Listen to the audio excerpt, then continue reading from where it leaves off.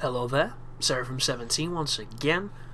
This is my Dead Space 3 Impossible video walkthrough, and this is chapter 9 entitled Onward. So now that we've turned the power on, we can use the bench. I've trimming out a lot of the benches because I seem to spend too long there, and they're making these videos, which are already quite long for my channel, even longer.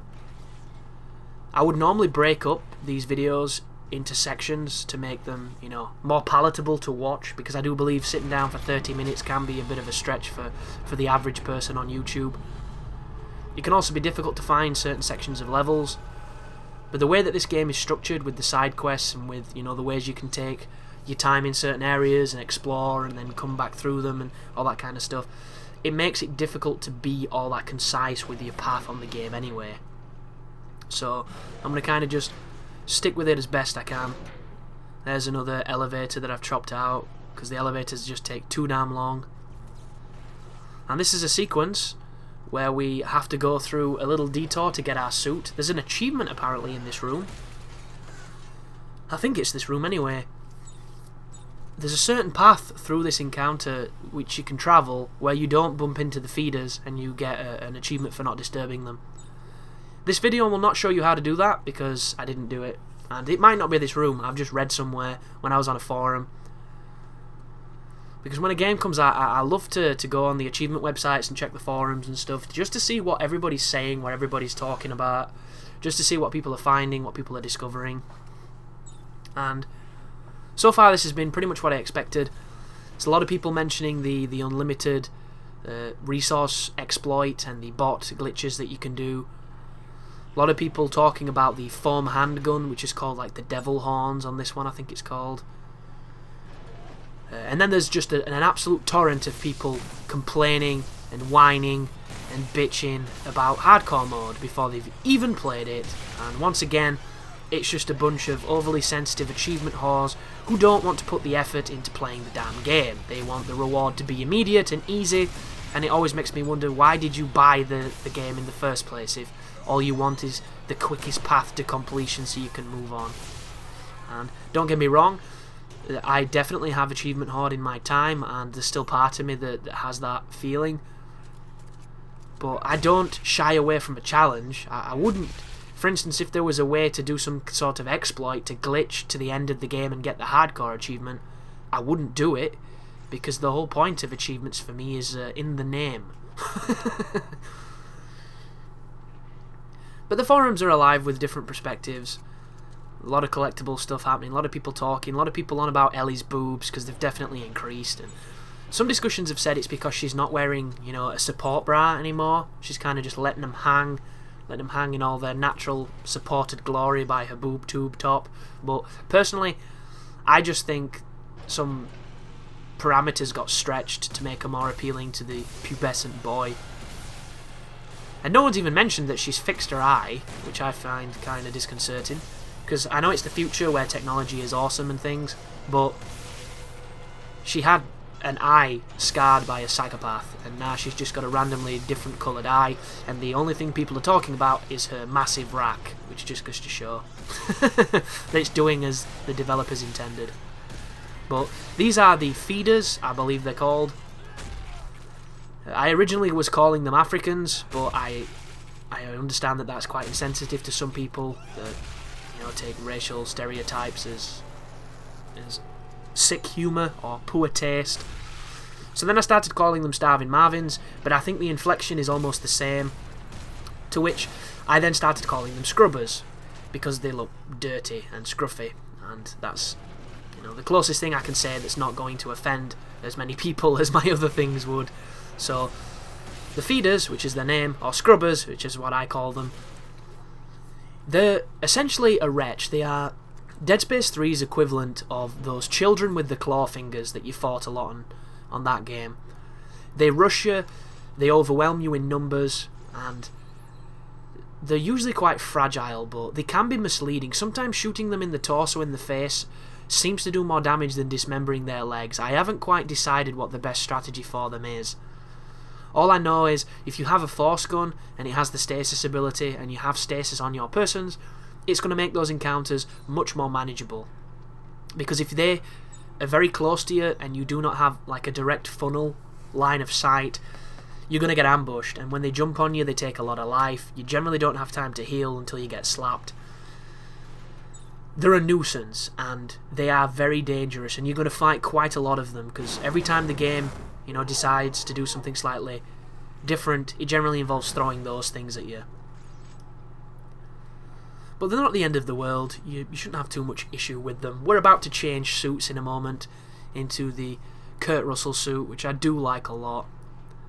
And then our temperature wars are over. We can continue with the rest of the game without any worries about our health, except for, you know, mild dismemberment and Isaac's tendency to lose half of his torso randomly. But once again, we've got a couple more puzzles coming up here. The puzzles are literally spin these until they match. It's just connecting them to the same kind of thing. That's me spinning it too many times like a clown. But once you've all got them all to match, it'll power on the generator, and well, I say generator, the control panel, and it'll allow you to do the puzzle with the moving spiky piston, which I don't really see any placing that in engineering or maintenance, but apparently there it is. Unless they've got a rat problem or a pigeon problem or any other kind of pest I haven't seen much of on this planet, because it's probably turned into a necromorph and it's trying to eat us. But this consists of stasising the machine so you can move. Be careful of the feeder guys, because they've got a brand new car. It's a Jaguar. And then once you go through the first area, you can probably pick up some goodies, and then you can realise you've got to go back into the chamber and go a little bit further, a little bit closer to the jaws of the machine. But I'm trying to think how long Dead Space 2 was, because I got to chapter 14 on my impossible recording run, and I did it in about 7 hours. That's with none of the side quests. That transition there was me cutting to this, because I ended up spinning these a whole bunch, but none of them were connecting, and I went to have some food, and when I came back I'd left the video recording, so to trim it out and get directly to me, you know, puzzle solving rather than looking like a clown spinning these and standing here for 20 minutes. Once you've done it and you've activated the console, those two vents are going to go through. This is time to practice your aim and to see how effective your weapons are at killing these scrubbers. But if you stand here on the left, you'll notice sometimes the pathing makes them run towards your line of sight, which is really useful. Every so often though, they realise that, yo, there's a big wide berth, we can attack him from any direction. And if you're playing on higher sensitivity, it's definitely going to help you out when it comes to acquiring your target, but it will take some getting used to if you don't play on high sensitivity, and the aiming on this game, especially when your reticle gets really small and more precise, can be a little off. In fact, the Seeker rifle has travel on the projectile, and I noticed this on some of the abseiling moments. When you're going down the cliff face, you have to compensate for it or you'll miss, and I'm not the biggest fan of that. I like it when it's immediate, you know. I like it when you point at somebody and you press the trigger and they take the damage. Well, a couple more lockers. I always wonder what's in the red lockers. There's always been red lockers. None of the lockers are always open. There's always some stingy bastard who's locked his locker. It'd be cool if you could get a perk or an item that opened locked lockers. You know, I mean, don't start with it. You have to earn it or find it or achieve it in some way. But it would be cool just to have the extra access to loot. You know, a suit that allows you to break into lockers. Something like that. Speaking of, this is the transition into the Arctic survival suit. This suit is cool. I like this suit. And I've been watching some Dead Space 3 videos with a lot of people that have the DLC for it, and I say DLC, the pre-order DLC where you get the different suits. I've seen a lot of people wearing engineering suits and stuff like that. Someone wearing a gold suit, which looked kind of cool. As much as I like the fact they make all these suits, I hate the fact they sell them to us. To me, that should be in the game and it should be unlockable, but because of the way that, you know, the industry's going with this microtransaction bullshit, this constant feed of fucking Farmville money, money, money all the time nonsense. We're going to see more of it. It's going to get more egregious and more offensive. And it sucks. It really does. And I think it's bold that EA have stated that they're not... well, I say EA. I don't know if it was EA or Visceral, because I didn't read the story. I just got told by somebody that they're not going to patch the resource glitch because it was an intended side effect of the way the game is programmed.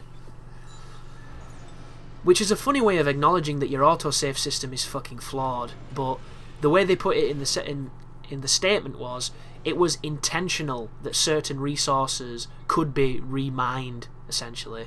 And I don't think it was.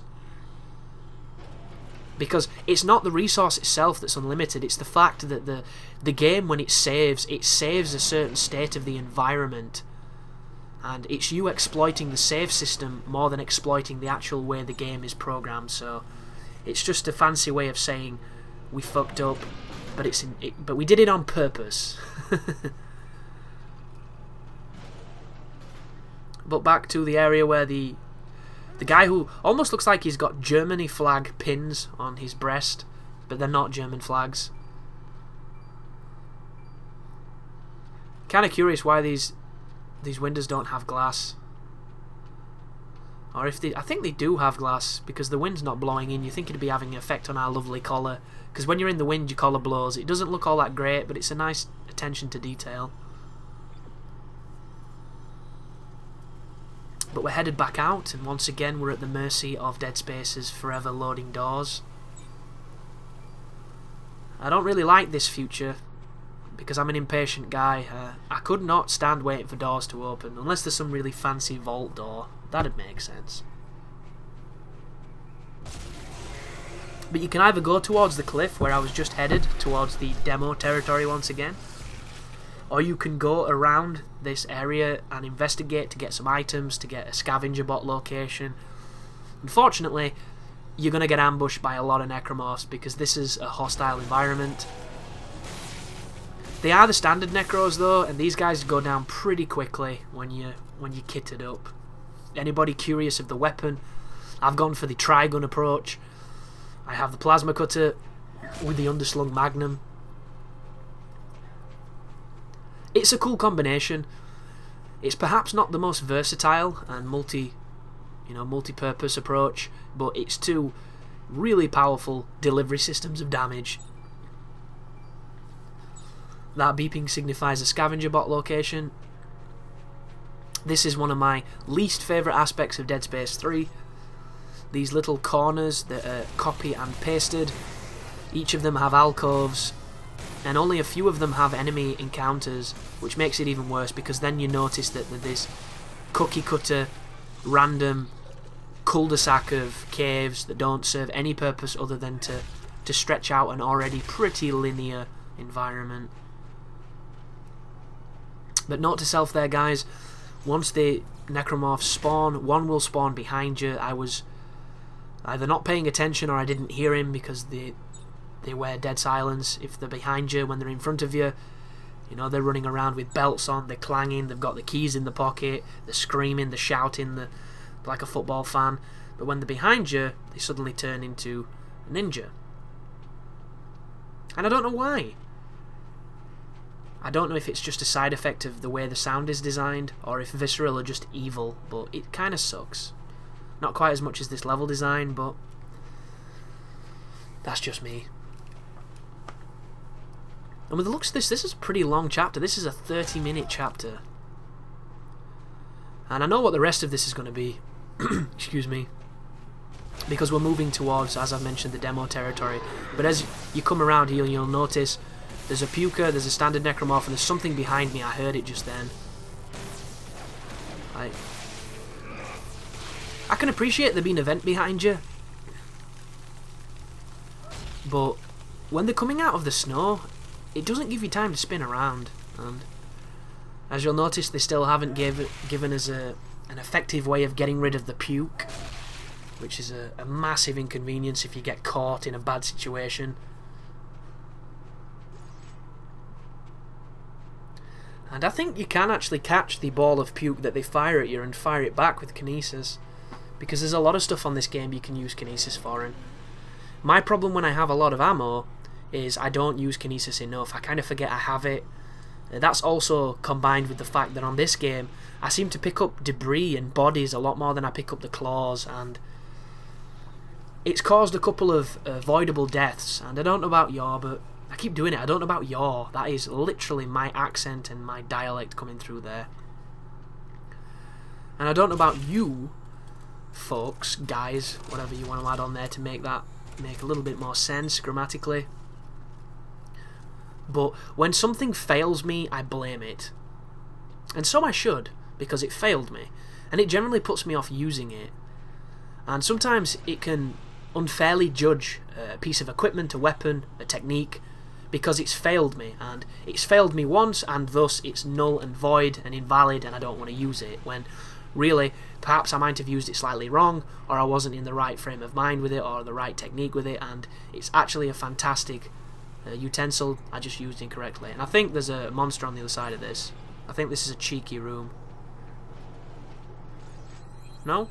It does have a Tesla core though. I believe we already have a Tesla core.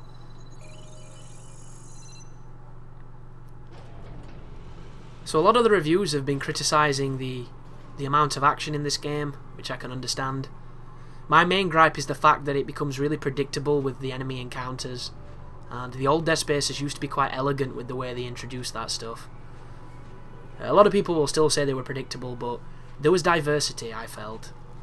And considering they only had a couple of enemy presets, I think they used them really well. This is the demo though, folks, so anybody who played the demo earlier this month, you'll recognise this, because as we walk forward we're going to get attacked by an ice climber, one of the Scooby-Doo fishermen. I know what you did last summer, bastards. And I'm using the Seeker rifle with the stasis attachments to take his leg, take his arm, and kill him really effectively.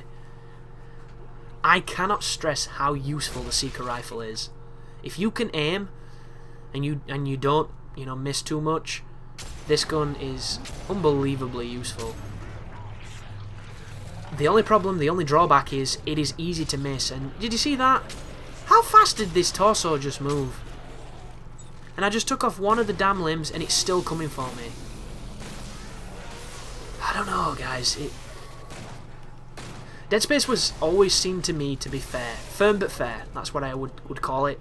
The necromorphs were tough, but you could take them out, you could take them down, you could take them out, you could, crowd control them, stasis them, and you were okay. This game, I take so many hits that I feel were undeserved. And maybe it's just because I'm a bad player, I don't know, but certain times it just feels like you shouldn't have got hit. It feels like it was cheap. And I hate using the expression cheap, because there are a lot of games that do a lot of things wrong that are legitimately cheap and should be called out because of this. But I like to think Visceral are better than that, and there are certain moments of this game where I definitely call bullshit. And I don't know if it's selective memory of the previous adventures, because I've not played them in a while. I'm not entirely sure what it is, but it definitely seems like there's a very larger margin of unfair encounters on this game.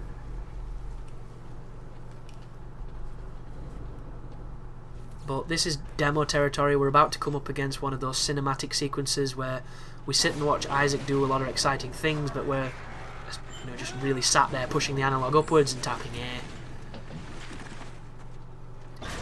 And I'm curious what people think here, guys. What do you think is the best way to improve these moments, to make them more interactive? Do you go with the Uncharted way, where you're controlling this, but it's in a very, very refined, or should I say confined way, where if you make the wrong move or turn the wrong direction, it's a fail state and you die?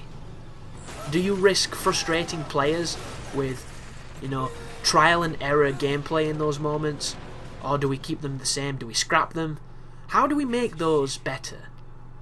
Because QuickTime events, I think everybody can agree, were really cool at the beginning when Shenmue did it, and every other game since, but they're getting kind of gay now.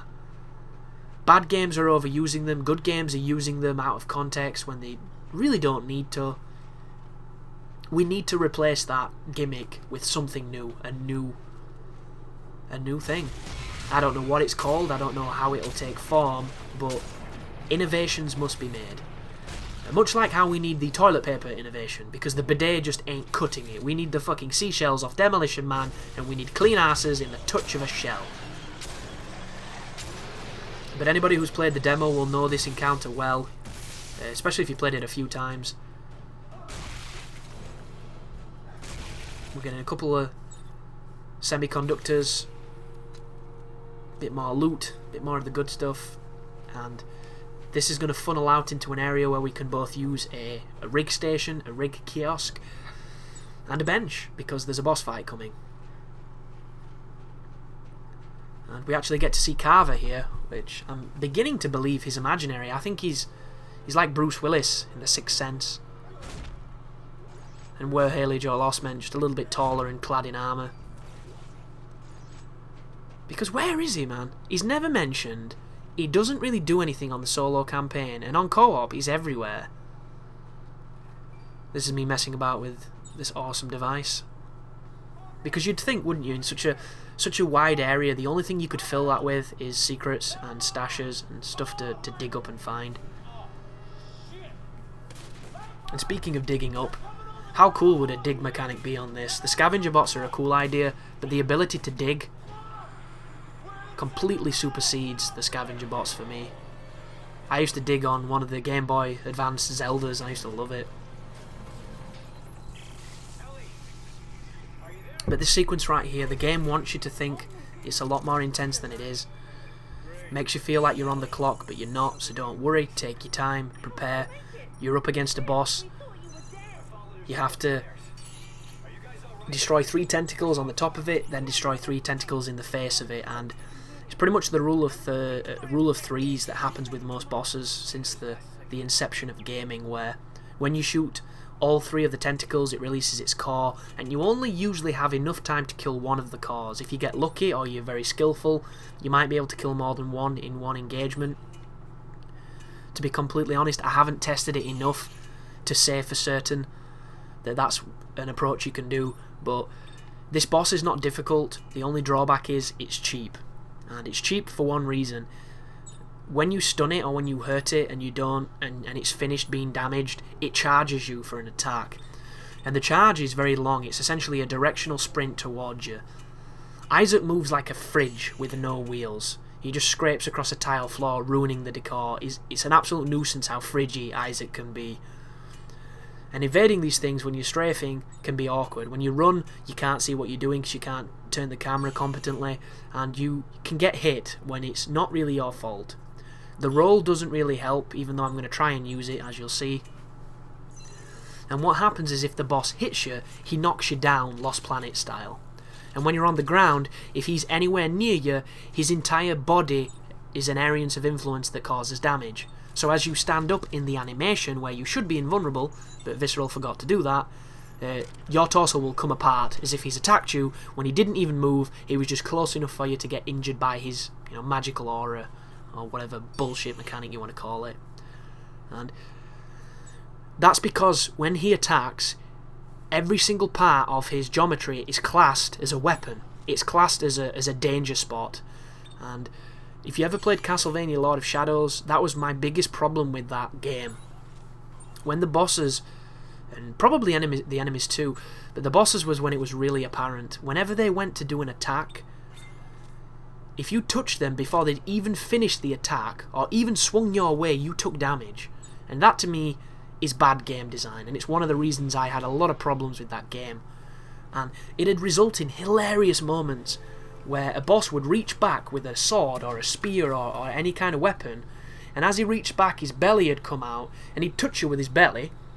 That is skin to skin contact with a fat guy's belly, and you would take damage as if he'd smacked you with a sledgehammer. It's wrong, guys, I think it's really wrong. But still in demo territory. We've seen this before, we've done this before. This time it's a little bit more difficult because we're not on normal. But here he is, the Snow Beast, the eloquently called Snow Beast. There's a missed stasis. This is me with the Seeker rifle trying to get the talons off. There's 2 talons in one stasis, there's the attack. There's me hitting the floor. There is me somehow not dying. Very lucky there, folks. I should really heal, because if he touches me again, I'm dead. But you can tell I get a kind of cavalier on this game. I don't really care. There's the globe in his gob we've just shot, and I'm gonna kite around this central iceberg to use as cover. And the boss's path is pretty quick. He's kind of fast, but he's also kind of stupid. So if you ever played TIG when you were a kid, or TAG depending on where you come from in the world, because I know there's different names for it.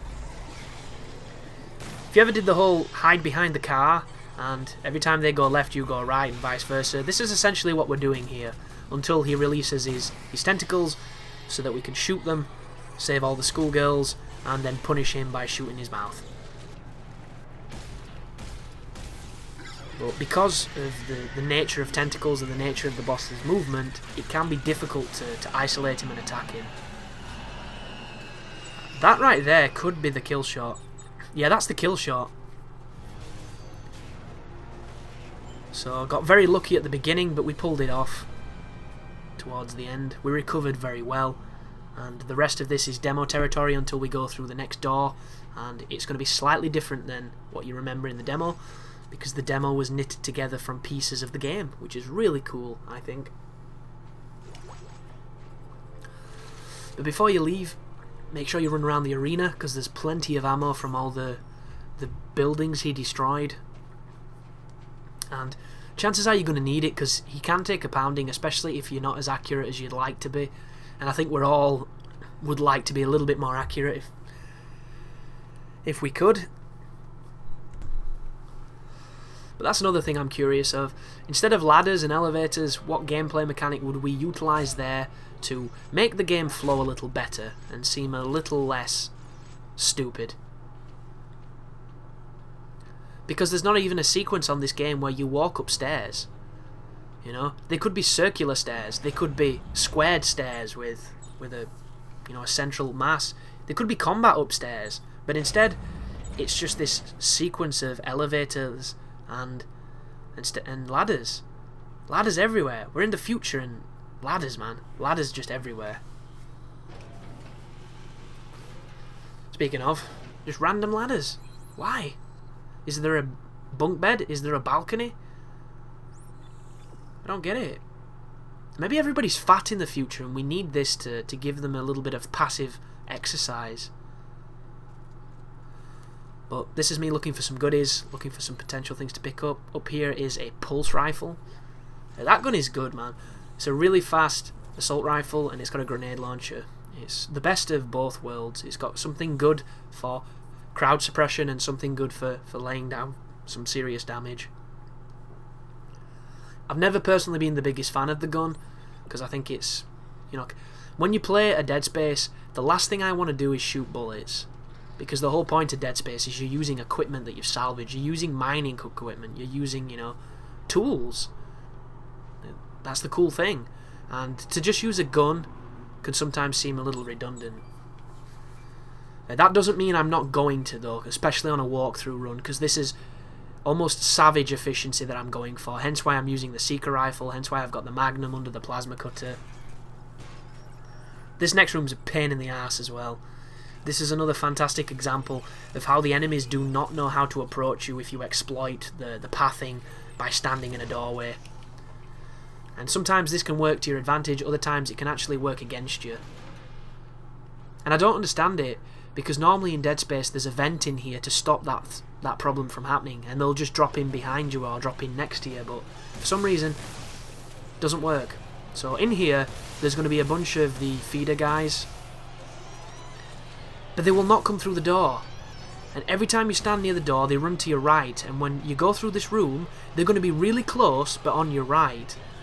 There they are. Because they just can't figure out how doors work. They can't do it. And if you're using a Ripper, or you're using a weapon that's really good at killing these enemies, or something like the Mine Layer would probably be really good here. You're going to have an easy time because you can just use yourself as bait and trip them up. But I'm just using standard guns, and they take a surprising amount of punishment when they want to. It's almost like they channel their inner Chuck Norris.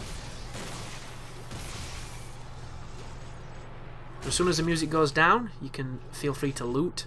In here is, I think, just a stash of ammunition and equipment.